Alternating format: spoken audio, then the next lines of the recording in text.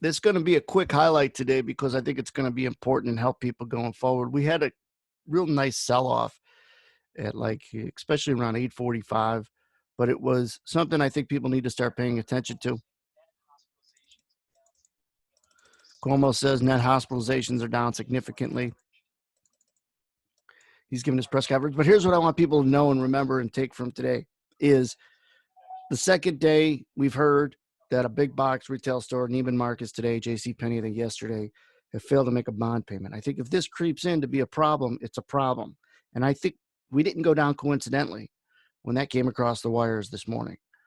And so it begins to mount as a driver potentially and something you got to keep your eyes and ears open for downside if you get more companies either inside or outside that retail sector that start missing bond payments. And right now, another thing to remember, another thing I said is stock markets don't rally because the economy rallied and the economy got stronger. Stock markets rally because they think the economy might get stronger. It's always looking ahead. So if we happen to grab another leg higher, we're about 50% of the sell-off right now in the S&Ps. If we get another leg higher, it's anticipating a better bounce coming out of this. What are the things that you're looking at? What are the things that we're trying to find that's driving us? To say coronavirus might be too general now.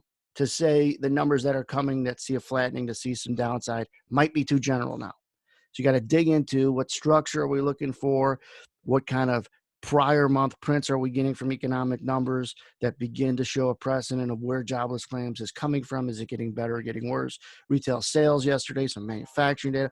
All this stuff isn't terribly difficult to understand, at least as long as you're being explained in a way that you could understand reaction.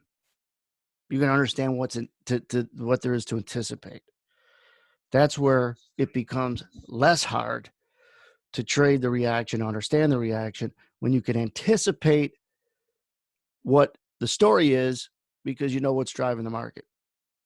So again, some of these retailers or any companies that are missing bond payments, I don't think coincidentally we ran lower when that hit the wire this morning.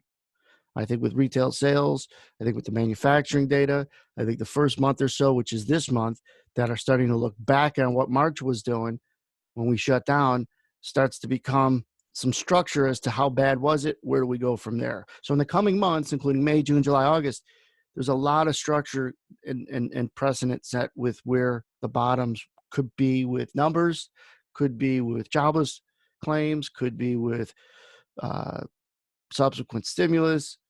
And there's a lot of things that are going to drive us that there's opportunities to pull from. But put yourself in a position to anticipate it before they happen so you're not surprised and you could diligently react when they happen. And subscribe to this YouTube channel. Stay safe out there. And remember, when a market rallies a great deal, it's anticipating or pricing in something. You need to price it in and anticipate with it. You need to be like a branch on a tree. It bends when it's windy. It doesn't break. If it breaks, it's dead. It's weak. It's on the ground. Someone picks it up and throws it in a chipper.